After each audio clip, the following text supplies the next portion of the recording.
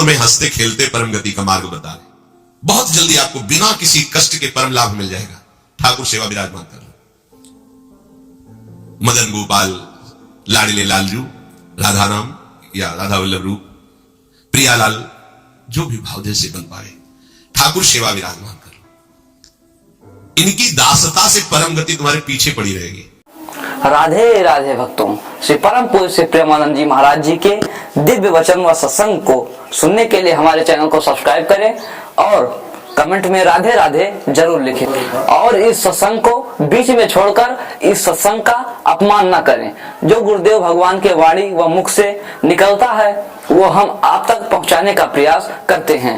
दोस्तों, इन्हीं दिव्य वाणी को सुनने के लिए हमारे चैनल को अभी तुरंत सब्सक्राइब करिए और कमेंट में राधे राधे जरूर लिखिए। राधे राधे। स्वीकार कर लो, स्वीकार कर लो। हमने कह रहे तस्मात् शास्त्रं प्रमाणम् दीयमानं न गृह्णन्ति विना मत् सेवनं जनाः। जो सारूप्य शामी प्रसारिष्ट एकत्वाद मोक्ष परम गति है, वो भगवान देते तो मना कर देते, हमें नहीं चाहिए, बस हमें आपकी सेवा चाहिए। बिना मत सेवनम जनाः, आपकी सेवा छूट जाए ऐसा मुझे मोक्ष आदि नहीं चाहिए, परम गति नहीं चाहिए। महाप्रभु कह रहे क्यों कष्ट में कदम रख रहे हो, आओ बिल्कुल सहज सरलता से परम गति तुम्हारे पीछे पड़ी रहेगी और रस सिंधु का तुम पान करोगे। क्या इन ठाकुर का श्रृंगार करो, बहुत रिजवार है। इनको आपका भाव चाहिए, जैसे भी आप हो, कोई शर्त नहीं है कि ये चीज होनी ही चाहिए, नहीं। देखो, बाजरे की रोटी और नमक, धन्ना जाट, कुछ नहीं है, दूसरी वस्तु नहीं है ही नहीं घर में। और ठाकुर साथ खेला कि नहीं खेला? आज तक वर्णन किसी भोग का ठाकुर जी ने नहीं किया। वाह वाह, सुदामा के तंदुल पाके बोल पड़े वाह। आज जो तृप्ति मिली वो कही, सबरी के बेर पाकर के ठाकुर जी को तृप्ति हुई। तो अगर 56 भोग से तृप्ति होती तो फिर बात अलग थी कि हम गरीब कैसे भोग लगा पाएंगे। लेकिन हमारे ठाकुर को आपका भाव चाहिए। गर्व है कि मैं 56 भोग लगाता हूं, ठाकुर ने देखा भी नहीं, दृष्टि भोग भी नहीं लगाया, क्योंकि गर्व रूपी दूषित वस्तु उसमें पड़ी है और भाव रूपी परम स्वादिष्ट वस्तु पड़ी है। तो बाजरे की रोटी को रोकना पड़ा धन्ना जाटों की। तो 3 दिन हो गए, पूरी रोटी खा लेगा तो मैं भूखा रह जाऊंगा, आधी तुम पाओ आधी हम पाएंगे। नव किशोर ठाकुर जी, नई अवस्था, धन्ना जाट खेल रहे ठाकुर भाव। महाप्रभु कह रहे मदन गोपाल का श्रृंगार करो, उनकी आरती उतारो।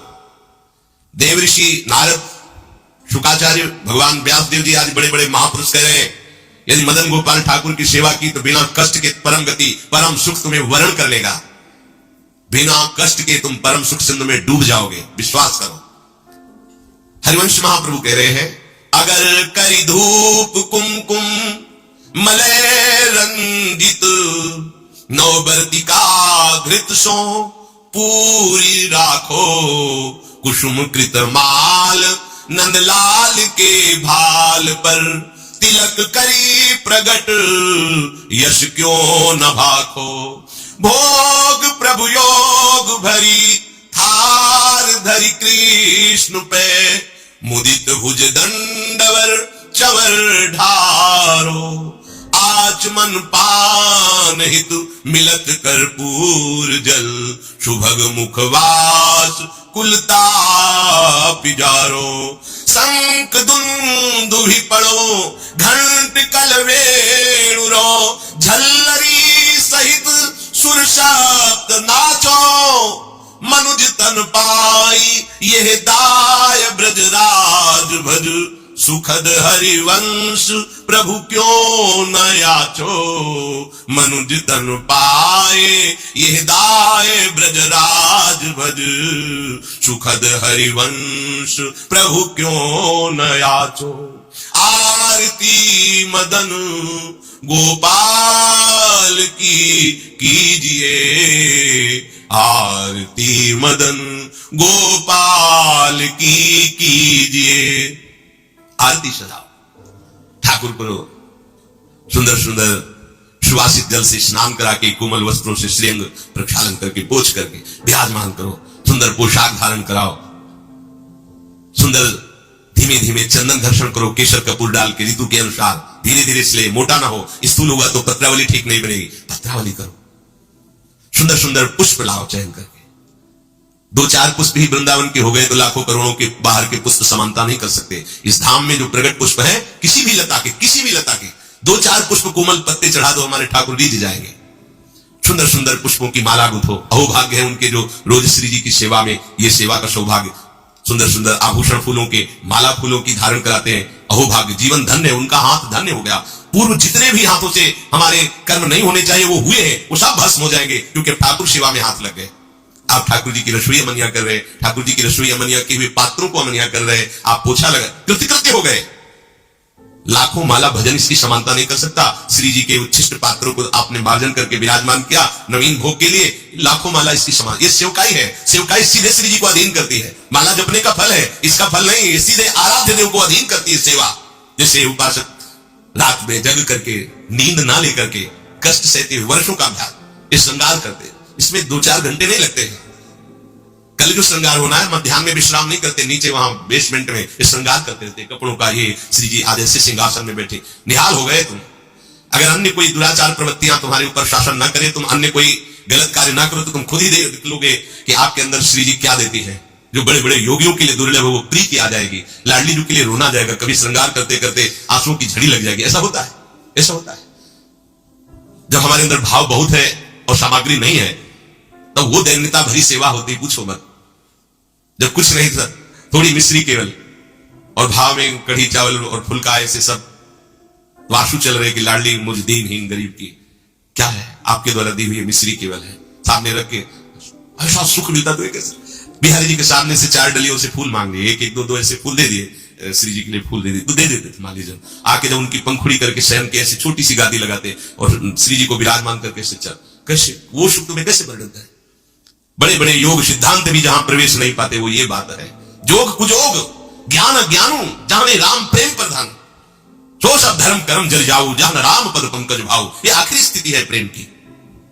महाप्रभु कह रहे, इस बात के सुखदेव जी, भगवान व्यासदेव जी, देवर्षि नारद साक्षी है कि जो मैं बात कह रहा हूं कि बिना कष्ट के तुम्हें रस सिंधु की प्राप्ति होगी। तुम आरती करो मदन गोपाल की, उनको श्रृंगारित करो। आरती में जो धूप होती, अगर बड़ी सुगंधित होती, अब तो सब बदल रहा है पैसे के कारण, अन्य अन्य मिलावट की धूप, जरा सी धूप की सुगंध, पूरा वातावरण सात्विक। अपने यहां पहले धूप आरती होती है, बड़ा दुलार भरी सेवा है श्री जी की। फिर इसके बाद जो बत्ती की नोक होती है, उसमें चंदन लगाया जाता है, सूखा चंदन, पिसा हुआ सूखा, ऊपर से केसर, तो वो हल्का सा केसर पर लिए हुए चंदन, क्योंकि जब भी हम प्रज्वलित करेंगे तो पहले धुआं ना निकले, सुगंध निकले। इसीलिए महाप्रभु कह रहे हैं कि कुमकुम मलय रंजित बर्तिका, 9 बर्तिका जिसमें चंदन बुरा ऐसे, क्योंकि घी लगा होता है वो चिपक जाएगा, फिर केसर पिसी हुई ऐसे, तो जे भी हम अग्नि प्रज्वलित करेंगे तो धुआं नहीं निकलेगा, उससे चंदन की सौरभ, ये भाव की चीज है। बोले मलय कुमकुम मलय रंजित 9 बर्तिका, कैसी घृतशो पूरी राव, घी से सनी हुई पूरी, कुसुम कृत माल नंदलाल के भाल पर तिलक करी प्रगट यश क्यों अहो भाग्य। आप चंदन घी से श्री जी के लिए, फिर उससे आप श्री जी को तिलक रचना कर रहे हैं, पत्रावली लगा रहे हैं, अहो भाग्य। ये बड़े भाग्य से सेवा का सौभाग्य मिलता है। पूज्यपाद उड़िया बाबा, भजन करना भी बहुत कठिन बात है, लेकिन भजन किया जा सकता है, पर सेवा करना बहुत कठिन है, क्योंकि सेवा में सुख की चाह का नाश होता है। सेवक सुख चाह मान भिखारी, बेसनी धन शुभ गति में विचारी, ये तो मूर्खता है। सेवक सुख की चाह करे नहीं, सेवक सुख देने की चाह रखता है। भिक्षुक मान त्यागी होता है, बैरागी मान त्यागी होता है। सुंदर सुंदर फूलों की माला प्रभु के गले में धारण करवाए, सुंदर तिलक रचना करे। तिलक रचना और माला धारण करवाते समय यश क्यों ना भागे। जैसे आप श्री जी का श्रृंगार कर रहे हो तो आपको गुनगुनाना चाहिए अंदर, ब्रजनव तरुणी कदम्ब मुकुटमणि श्यामा आजू बनी, नख शिखलो अंग अंग माधुरी मोहे श्याम धनी। ब्रजनव तरुणी कदम्ब मुकुटमणि श्यामा आजू बनी। यो राजत कवरी गुंथित कच कनक कंज बदनी, चिकुर चंद्रिकन बीच अर्ध विदु मानो ग्रसित पनी। या आवत श्री वृषभानु दुलारी। पूरे पद में प्रथम बटी मत जनकर सज्जित नीलवर, श्रृंगार के पदों का क्यों गायन नहीं कर रहे आचार्य चरण करें। जब आप श्रृंगार कर रहे श्री जी का तो पद गुनगुनाना चाहिए। श्रृंगार के बनी वृषभानु नंदिनी आग भूषण वसन विविध पहले तन पे मोहन हित साज, बहुत से श्रृंगार के पद है, गुनगुनाना चाहिए। तिलक करी प्रगट यश क्यों ना भागो, क्यों नहीं तुम गायन करते। अब आप तिलक रचना कर रहे हो, बातें प्रपंच की सोच रहे हो या कर रहे हो, ठीक बात नहीं है। अभी तिलक रचना ठीक नहीं हुई। जिनकी तिलक रचना कर रहे हो उनके यश का, उनकी सुंदरता का गायन करते हुए फिर कह रहे हैं महाप्रभु, इसके पश्चात भोग प्रभु योग भरी थार धरी कृष्ण पे। जब हमने श्रृंगार किया, आरती तैयार करके विराजमान कर दी। सेवा में एक क्षण का भी विलंब नहीं होना चाहिए। आपको पता है धूप के बाद श्रृंगार आरती होगी, तो धूप होते होते श्रृंगार आरती प्रज्वलित हो जानी चाहिए। धूप की जीव ही पदावली संपन्न होने जा रही श्रृंगार आरती पर। इसके लिए देखना पड़े तो सेवा में प्रमाद माना जाता है। सेवा में स्वामी की सेवा की आवश्यकता के पहले सेवक सेवा सौंध लिए खड़ा है। ये नहीं आरती कहाँ है, आरती, अरे आरती तैयार करो, ये प्रमाद स्थिति है। इसलिए सबसे पहले प्रभु ने कहा है आरती तैयार कर ली, श्रृंगार किए हुए प्रभु को तिलक लगाए, माला पहनाए, अब भोग लगा। आरती तैयार है पहले से, जैसे उस दिन त्रुटि नहीं, ये विलंब नहीं, सेवा में प्रमाद नहीं। स्वामी जी के मन में बाद में आता है, सखियां पहले सेवा सौंधी करती थी, आज ऐसा होगा, पहले ही पता है उनको, तो आपको तो पता है ना, पहले धूप के बाद श्रृंगार आरती। अब भोग, भोग प्रभु योग भरी थार धरी कृष्ण पे। योग में दो भाव होते हैं, एक होता प्रभु के योग्य भोग, ऐसा नहीं कि तुम अपनी मनमानी की प्याज लहसुन चौके प्रभु का ही सब बनाया हुआ है, सब मूर्खता नहीं। फिर प्रभु के बनाए हुए और भी कुछ हैं जो तुम नहीं भोग पाओगे, दंड विधान, नरक, रोग नहीं भोग पाओगे। भोग प्रभु के योग्य लगाओ, जो हमारे प्रभु नहीं पा सकते वो हम नहीं पा सकते, इसलिए प्रभु के योग्य भोग लगाओ। शास्त्र सम्मत, संत जन सम्मत जो प्रभु को भोग लगाने योग्य पदार्थ है वही भोग लगाना चाहिए। बहुत उद्दंडता सेवा में नहीं होती। प्राय प्रभु ने ही तो बनाया, प्याज लहसुन हम उसको भोग लगा देते हैं, तो क्या है, उन्होंने तो बनाया है। हाँ, उन्होंने नरक भी बनाया है, तो आपको घुमा देंगे तो क्या परेशानी होगी, आपको थोड़ी देर रख लेंगे नरक, तो आपको कोई परेशानी, फिर परेशानी ही परेशानी है। कैंसर भी प्रभु ने बनाया है, किडनी फेल भी प्रभु ने बनाया है, हार्ट, बड़ी समस्या है, तो समस्या भी तो प्रभु ने बनाया है। होश में भोग प्रभु योग भरी, प्रभु के योग्य जो पदार्थ है वो थाल में रखो। दूसरा आध्यात्मिक आंतरिक भाव, योग कहते हैं अपनेपन का। इतना अपनापन हो कि मेरे लाडले, अब कैसे, जैसे मां अपने बच्चे को जो भोग पवाती है तो क्या अच्छी से अच्छी वस्तु पवाती है। कोई चाह होती है क्या, चाह एक ही होती है भरपेट बच्चा पाले, पूरा दूध खाली करो, खाली करो, नहीं खाली करोगे ना बाजार नहीं लिवा देंगे, तुम्हारे लिए वो चीज नहीं लाएंगे, फिर अगर नहीं खाली थप्पड़ मारो पूरा। वो रोष प्रकट कर रही काय के लिए, पूरा खाली करो दूध, अभी तो इतना कम पिया है। और उसकी भाव दशा को देखो कितना प्यार भरा है, क्यों, अपनापन है ना, मेरा लाला है तो मेरे लाडली लाल है, मेरे लाल, अपनापन, इतना गाढ़ अपनापन कि कहीं अपनापन रह न जाए, ये प्रभु को भोग लगाना होगा। अगर इस अपनेपन में भर करके आप एक नमक से चुपर कर रोटी भी रख देंगे तो हमारे प्रभु उसे छोड़ेंगे नहीं, पाएंगे। अपनापन प्रभु से नहीं है तो दुर्योधन ने भी व्यवस्था की थी भगवान की, देखा भी नहीं। अपनापन है विदुरानी को मेरे प्रभु, तो छिलका वाह वाह करके पा रहे हैं, वाह कितना स्वाद है इसमें, केले में नहीं छिलके में, ये भोग लग रहा है, काहे का, योग भरी, युक्त होकर, प्रभु में तदात्म होकर, प्रभु के प्रेम में डूबी विदुरानी, केले का छिलका दे रही, होश भी रही है, तो महाराज को भी, सर्वज्ञ प्रभु को भी होश नहीं। वो ये नहीं बोले कि अरे सुनो सुनो छिलका फेंको, ये बूदा में लाओ ना केला, ऐसा नहीं, वो भी मस्ती से विदुर जी पधारते हैं, अरे पगली ये क्या करी, प्रभु को छिलका छीन के गुदा दिया, प्रभु की आंख खुली, जैसे वो डूबी थी ऐसे प्रभु डूबे थे, वो पवाने में डूबी थी, प्रभु पाले में डूबे थे, आंख खुली, बेस्वाद हो गया विदुर जी, अब वो स्वाद नहीं रहा, क्योंकि तुम्हारी बुद्धि लग रही है, वहां बुद्धि ही नहीं रही, ऐसा योग हो गया है, भोग चक्क लग रहा है। ये है वास्तविक भोग। दो प्रकार का भाव इसमें कि प्रभु के योग्य ही भोग थार पे विराजमान करे, और दूसरी बात प्रभु से इतना अपनापन हो जाए कि अपनेपन में आप थोड़ा सा जल भी देंगे तो अमृत जैसा प्रभु से पान करेंगे। प्रभु योग भरी थार धरी कृष्ण पे, अब सुंदर भोग लगाया, आचमन पान हित मिलत कर्पूर जल, सुवासित सुगंधित, ऋतु के अनुसार, सर्दी है हल्का सा गुनगुना जल, गर्मी का समय है शीतल जल, थोड़ा कपूर मिश्रित, थोड़ी इलायची डाले, सुगंधित सुवासित, जितना भाव करोगे ना। अच्छा आपके पास कुछ नहीं, भाव के में क्या जाता है, अमुक अमुक पदार्थ डाल दे, बड़ा सुवासित, बड़ा सुगंधित जल, अब आचमन करा दे, प्रभु स्वीकार कर रहे। वस्तु भोक्ता प्रभु तब होते जब आपके अंदर भाव हो, तो पहले भाव होगा फिर वस्तु, अगर भाव नहीं तो वस्तु भोक्ता प्रभु नहीं होते, ध्यान रखना। वस्तु वापस तुम्हें मिलती है ना, तो ऐसा नहीं कि भोग नहीं लगा, पक्का प्रत्येक कण कण का भोग लगा, क्योंकि आपका भाव उसमें मिला, भाव प्रभु ने पा लिया और उच्छिष्ट वस्तु आपको दे दी। अब जब आप पाओगे तो वही उच्छिष्ट प्रसन्नता प्रदान करेगा। प्रसादे सर्व दुखानाम हानि रस्यों पर जाते समस्त हानि, वह अखंड प्रसन्न, इसी प्रसन्नता में भगवत प्रेम स्फुरित होता है। आचमन कराया सुगंधित जल से, फिर सुभग मुखवास, मुखवास पान की बीड़ी, सुंदर पान की बीड़ी, इलायची नारियल आदि डाल के सुंदर तैयार प्रभु को पवाया, मुखवास। इससे क्या होगा, जितने भी दैहिक दैविक भौतिक ताप है सब तुम्हारे नष्ट हो जाएंगे, जितने भी ताप समूह के समूह सब भस्म हो जाएंगे। अब सुंदर चवर लेकर के प्रभु के ऊपर चवर कर रहे हैं, फिर शंख दुंदुभी पणो घंट वंशी झल्लरी, ये सब स्वर से एक साथ बजावे, और फिर प्रियालाल की आरती करें, आरती गान करके फिर नृत्य करें, नाचो, आदेश करते हैं, झल्लरी सहित सो सप्त नाचो। ये क्या हुआ? बोले मनुज तन पाए दाय ब्रजराज भज सुखद हरिवंश प्रभु क्यों न याचो। हरिवंश महाप्रभु कहते हैं मनुष्य शरीर की प्राप्ति और ऐसा दांव भगवत प्राप्ति का, अब इससे बड़ी कोई भगवत प्राप्ति नहीं होती। ब्रजराज श्री लालजू महाराज परम सुख के दाता है, अविचल सुख की प्राप्ति, परम गति की प्राप्ति इन्हीं से होती। इनको रिझा लो, ये बिना कष्ट का मार्ग है। भगवान ने मार्ग बताया ब्रह्मरंध फोड़ करके ऐसे से ऐसे, और उनके दुलार करने वाले प्रियजनों ने बताया कि ब्रह्मरंध फोड़ने की जरूरत नहीं है, ये पूरी के पूरे तुम्हारे हृदय में बैठ जाएंगे, कहीं जाना आना नहीं है। इन्हीं में जीते जी तुम लीन हो जाओगे, जीते जी मस्त हो जाओगे, परम गति तुम्हारे चरण चुमेगी यदि इनको रिझा लिया।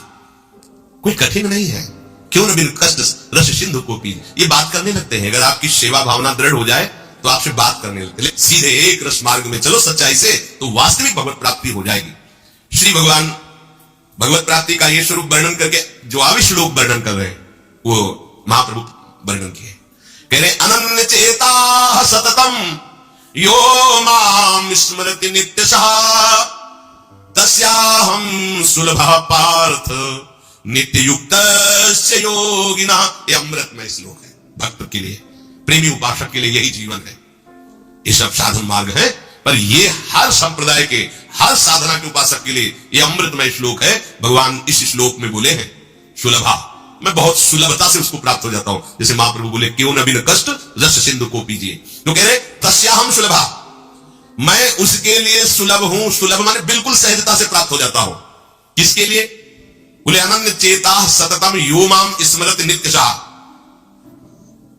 जो मेरा अनन्य चिंतन करता है, नित्य निरंतर चिंतन करता है, बस यही जीवन का लक्ष्य रहा है। गुरु कृपा से बच्चापन में ही गुरुदेव भगवान की बलिहारी यही बात डाल दी थी कि बच्चा निरंतर भजन करने से जो झांकी आती प्रभु, वो मैं सब याद है, झांकी आती तब जानना चाहिए भजन, एक क्षण भी भजन ना छूटे। ये संस्कार अगर कहीं भगवान की कृपा से और मार्ग का गुरुदेव उपदेश करते तो एकदम कोरा स्वभाव था वही पड़ता, और भगवान ने जहां जैसे पहुंचाना होता वैसे ही, जैसे संन्यास मार्ग में भी थे तो हमारी निराकार में रति नहीं थी, गंगाधर भगवान शिव के रूप में आसक्ति थी। अब हमें पता चला कि क्यों नहीं होने दी निराकार में, क्योंकि रूप में ही लाना था उनको कृपा करके, इसलिए निराकार में आसक्ति नहीं होने दी। फिर उनका सारा पहले विधान होता है। गुरुदेव भगवान ने ये पिताश्री से कहा, पिताजी आए और कहा कि ये लड़का बाबा बनना चाहता है स्वामी जी। वो आते जाते थे घर में, तो सैमशी में उस समय स्वामी जी विराजमान, तो उनका पानी छोड़ जाओ, एक हफ्ता बाद ये घर भाग जाएगा, या फिर हम एक हफ्ता बाद मंत्र दे देंगे, तब जान लेना कि साधु बनी ही जाएगा। तो स्वामी जी जैसी आपकी इच्छा छोड़ के गए। एक हफ्ते जो है गुरुदेव भगवान ईंट ढुआना, झाड़ू लगवाना, बड़े कार्य करवाना, और जैसे पेड़ा आदि आते सबको बांटते, हमें एक भी पेड़ा दे देते। शाम के एक बार भोजन की अनुमति पाल, 7 दिन तक चुपचाप शेषण। फिर कहा अच्छा कल गंगा नहा के आ जाना, मंत्र दे देंगे। ठीक है, सुबह गए स्नान करके तो पंचाक्षरी मंत्र लिया, मंत्र दे के कुटिया में फिर उठ गया, बोले सुनो आओ एक बात कहनी। बैठे, बोले द्वादशाक्षर मंत्र भी ले लो। तुम कहा जपेंगे कौन? बोले पहले तुम ये जपना, लेकिन ये रखे रहो, आगे काम आएगा। हमारी समझ में नहीं आ रहा था कि मतलब मंत्र 2 क्यों दे रहे हैं। ये पहले से भूमिका तैयार थी वृंदावन की, हमें पता नहीं था। द्वादशाक्षर मंत्र भगवान श्री कृष्ण का, पंचाक्षरी मंत्र सबसे पहले दिया। बाद में पता चला कि ये बीज तो गुरुदेव ने ही पहले बो दिया था कि जिस मार्ग से घूम के जाना है। वो कह रहे थे कि बाद में तुम्हें पता चलेगा। वो बाल्यावस्था थी, मेरी मति गति वहां तक पहुंच नहीं रही थी, और जबे हम पहला ही बाद में जब भगवान शंकर ने इधर, तब मुझे समझ आया कि बीज तो गुरुदेव भगवान ही अंदर से बो दिए थे पहले ही। ये कृपा गुरुदेव भगवान की हुई कि चित्त में बैठा दिया कि निरंतर चिंतन करना यही संन्यास है, यही साधना है, यही भगवत प्राप्ति का स्वरूप है। गुरु कृपा से पूरे जीवन भर एक बात रहे कि हम कभी एक सेकंड के लिए अपने आराध्य देव को ना भूले, पूरे जीवन भर इसकी चेष्टा गुरु कृपा से करते। अन्य सब बात थी साधन की, पर बात उसमें प्रधान यह थी कि भूले ना। जैसे हम गायत्री मंत्र भी जप रहे हैं नैष्ठिक ब्रह्मचर्य में, तो गुरु के द्वारा दिया हुआ पंचाक्षरी मंत्र लिखा हुआ है, बार बार उसे देख रहे हैं, अंदर से देख रहे हो गायत्री मंत्र चल रहा है। बड़ी कृपा रही है, मन को भागने के अवसर नहीं मिले। अनन्य चेता सततम, इसलिए हम आपको फिर कह रहे हैं बहुत जल्दी लाभ लेना है तो इसको डबल पटरी में फंसाओ। यह जो एक मन बहुत फौर कर कहकर उसने सच उपायो, बहुत जगह नहीं लगता है कि एक प्रभु में लगाओ फिर संसार में, प्रभु में ही 2 जगह लगा दो, बड़ी चतुराई से फंसा जाता है। यदि मंत्र से भाग रहा हो और तुम्हें कहीं रूप का अभ्यास हो, भगवत कृपा से रूप में फंसाओ, चरणों से लेकर के मुकुट तक, मुकुट से लेकर चरणों तक इसको फंसाओ। और ये कठिन बात है, रूप आना कोई साधारण बात थोड़ी। तो डबल नाम में फंसाओ, जैसे कल कहा था कि शरणागत मंत्र चल रहा, राधा लिखे है, राधा बार बार और शरणागत मंत्र जा कहा जाएगा। जब गायत्री जी जब करते थे अनुष्ठान पुरस्चरण का, तो सामने पंचाक्षरी मंत्र लिखा हुआ है और गायत्री मंत्र चला है। अगर हम जरा सा भी चूकेंगे तो या तो मंत्र छूटेगा और या तो दृश्य छूटेगा। बिल्कुल मन को कोई जगह नहीं रहते थे, कोई जगह नहीं रहते। अनन्य चेता, ये बहुत बड़ी सिद्धि, बहुत बड़ा लाभ है कि अन्य कुछ स्मरण ना आवे। इसका अभ्यास आप कर लीजिए, फिर नशा तो ये चढ़ा देगा। ऐसा नशा चढ़ता है, ऐसा लगता है जैसे खोपड़ी घूम रही हो और उसके साथ मंत्र घूम रहा हो। ये ऐसे करो तो पका जैसा दर्द होने, एक एक नस नाड़ी मंत्राकार। न भोजन की इच्छा है, न किसी के देखने की इच्छा है, इच्छा रहित केवल मंत्र चल रहा है। तलाकार वृत्ति, मंत्राकार वृत्ति। इतनी प्रपंच की वृत्तियां फैलाए हुए, इतना बहिर्मुख हो, कैसे बात समझोगे अंतर की। अनन्य चेत, भगवान कह रहे हैं मैं सुलभ हूं, सुलभ हूं। काशी में प्रतिदिन ही होता, आज महादेव जी साक्षात आएंगे, सुबह से तैयारी हो जाती थी, आज महादेव जी आएंगे। घाट में रहते थे, पंडों की छतरी के नीचे तपती हुई धूप, तो घाट में धूप ऐसे ज्वाला सी लगती थी, और छोटी सी छतरी उसी के नीचे दोपहर रात्रि वहीं 2 बजे तक तो तपती थी फर्श, और 2 बजे के बाद स्नान करके महादेव जी विश्वनाथ जी पहुंच गए। बस रोज ही आज तो निश्चित नहीं। एक दिन इतना आनंद है, आज तो बस आ ही रहे हैं, ऐसा आ ही रहे हैं। जैसी भावना करोगे, जा पर जाकर सत्य सले हो, सो तो मिले न कुछ संदेह हो। भयंकर जटाओं का बोझा ऐसे, इतना बड़ा हाथ में त्रिशूल लिए, देखा दोपहर में नग्न पैर से आ गए। अब अपने जो जहां पागल हुए उसको दिखाए, साष्टांग दंडवत, मौन, कुछ बोले नहीं उससे। हम तो बस वैसे स्तब्ध, जैसे कोई जड़वत। बाद में विचार आया, इसका मतलब क्या था? मैं ही मैं हूं, दूसरा कोई नहीं है। अलग से देखने की भावना मत करो, कण कण में मैं विराजमान हूं। एक दिन भाई जी के प्रति बहुत आकर्षण जब था, तो एक स्वप्न देखा कि स्वप्न में हम भाई जी से पूछ रहे कि मुझे श्री कृष्ण की प्राप्ति कब होगी। इसके बाद की बात, भाई जी ने ऐसे चश्मा करके ऐसे देखा, राधा बाबा बगल में बैठे, और कहा जब श्री कृष्ण बन जाओगे तब श्री कृष्ण की प्राप्ति होगी। जगने पर, बहुत विचार करने पर फिर यह कि श्री कृष्ण बन जाओगे, भाई जी का तात्पर्य क्या था? तब समझ में आया, मन कृष्णाकार, बुद्धि कृष्णाकार, चित्त कृष्णाकार, अहम कृष्णाकार, तब कृष्ण साक्षात्कार हो गया। नित्य युक्त योगिना तस्याम सुलभा पार्थ नित्य युक्त योगिना, नित्य युक्त हो गया जिसका चित्त प्रभु को छोड़कर किसी भी भोग भूमि में, किसी भी ऐश्वर्य में, किसी भी सिद्धि में। जैसे किसी को लगता है कि ये चमत्कार दिखाना, कोई भी चमत्कार दिखाना बहुत कठिन बात है। अगर भगवत दर्शन का लक्ष्य ना हो, भगवत प्राप्ति का लक्ष्य ना हो, तो कोई भी चमत्कार ऐसे करने में है कोई बहुत बड़ी बात मत समझ। बस ये है कि इधर अगर स्वीकार किया तो उधर गेट बंद हो जाएगा। इसीलिए पिट जाते हैं, गाली सुन लेते हैं महात्मा जन, लेकिन प्रयोग नहीं करते अपने भजन का, प्रभु के पास जाते हैं। ऐसा ना समझे ना, क्यों चमत्कार पीछे घूमते हैं। केवल बस एक बात है कि अगर इधर लगे तो उधर का गेट बंद हो जाएगा। तो इतनी दुर्लभ बात बनने जा रही है, किसी को प्रमाणित करने के लिए कि हम महात्मा है, भजनानंदी है, चमत्कारी है, अपना गेट बंद करवा ले, तो मूर्खता ही होगी ना। यहां क्या होगा? वाह हो जाएगा, बस उसके आगे क्या होगा? फिर वही प्रपंच। तो ये जो ब्रज के महात्मा है, जो भगवत प्रेमी महात्मा है, जो भगवत प्राप्त करने वाले हैं, इनके अंदर चमत्कार के बाप की सृष्टि होती है। ये चमत्कार बहुत ऊपर होते हैं। ये नहीं सोचना चाहिए कि भजन होता तो उसने 2 थप्पड़ मारे भस्म कर देते। भजन का जानते हो, भजनानंदी का 2 थप्पड़ मारा है, तुम्हें निश्चित भगवान की प्राप्ति हो, तुम्हारा कभी अमंगल न हो, भगवान तुम्हारे परिवार को भी सुखी रहे और तुम आजीवन स्वस्थ रहकर पवित्र बुद्धि के द्वारा भगवान को प्राप्त। ये महात्माओं का बल होता है। महात्माओं के बल थोड़ी होता है किसी ने गाली दिया, मार दिया, जा भस्म हो जा। ये भस्मासुर थोड़ी होते महात्मा है, भाई भस्म कर दिया, नष्ट नहीं। साधुते हो न कारण, तब भगवान उनके अधीन होते हैं। ये चमत्कार, ये ना सोचो कि भजन करते होते हैं तो फिर चमत्कार, या ये गाड़ी घोड़ा रुपया पैसा चमत्कार, ये पापियों के पास भी है। ये तो प्रारब्ध का खेल है, प्रारब्ध बदला, ऐसे ऐसे हो गया, इनका कोई महत्व नहीं है। महत्व है नित्य युक्त से योगिना, तुम्हारा चित्त निरंतर आराध्य देव में युक्त है कि नहीं। किसी भी ऐश्वर्य, किसी भी भूमि, किसी भी पद का कोई भी संबंध, आश्रय, चिंतन नहीं। ये हुआ आनंद चेता। जैसे पतिव्रता स्त्री का मन केवल पति के ही सुख में निमग्न रहता है, पति का चिंतन, पति की बातें, पति वो उसी में मगन रहती है। पति के सिवाय उसके मन में अन्य किसी पुरुष का राग पूर्वक चिंतन कभी होता ही नहीं। जैसे शिष्य का गुरु के सिवाय कहीं चिंतन नहीं होता। पतिव्रता पत्नी का मन, प्राण, तन सब पति के ही सेवा में, चिंतन में, मनन में। जैसे शिष्य का गुरु के ही तन, उनकी सेवा में मन, उनके आज्ञा के पालन करने में, एक एक चेष्टा गुरु की प्रसन्नता के लिए। कोई दूसरा इष्ट शिष्य का होता ही नहीं है। शिष्य का कोई दूसरा इष्ट नहीं होता। ऐसे शिष्य को अपने गुरुदेव में ही भगवान का साक्षात्कार हो जाता है। क्योंकि पर्दा हटा तो देख लिया कि प्रिया प्रीतम मुस्कुराते हुए बैठे। श्री भट्ट देवाचार्य जी के पास जब हरिव्यास देवाचार्य जी आए तो कहा भगवान हम शिष्य बनना चाहते हैं। तो उनका तुम्हें हमारी गोद में कुछ दिखाई दे रहा है? वो कहा ऐसा में कुछ तो नहीं दिखाई दे रहा है। तो उनका फिर अभी तुम जाओ गिरिराज जी की 12 वर्ष परिक्रमा करो, राधे राधे बोलो 12 वर्ष। ऐसा ही किया, 12 वर्ष बाद फिर आए, अब कुछ दिखाई दे रहा है? बोले भगवान कुछ नहीं दिखाई दे रहा। बोले जाओ फिर 12 वर्ष करो। कह रहे कि जो शिष्य है गुरु के सिवा और कोई इष्ट नहीं है, उन्हीं का चिंतन उन्हीं किया, तो वही उसको साक्षात्कार हो जाता है। जब 24 वर्ष बाद आज्ञा पालन करके आए तो देखा प्रियालाल गोद में।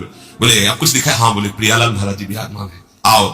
वही महावाणी के रचयिता श्री हरिदास देवाचार्य जी गुरु आज्ञा में एक कदम पीछे ने 24 वर्ष गिरिराज जी की परिक्रमा राधे राधे आए नहीं, जब तक आज्ञा पालन नहीं हुई। आज्ञा पालन साक्षात्कार करने के बाद मंत्र दीक्षा। प्रिय भक्तगण, आज हम 17 दिसंबर के सत्संग में एक महत्वपूर्ण और आध्यात्मिक विषय पर चर्चा करेंगे। इस वीडियो में गुरुदेव ने हमें बताया कि यदि हम भगवान को जल्दी मनाना चाहते हैं और जल्द उनके दर्शन पाना चाहते हैं तो इसके लिए कुछ खास नियमों का पालन करना अत्यंत आवश्यक है।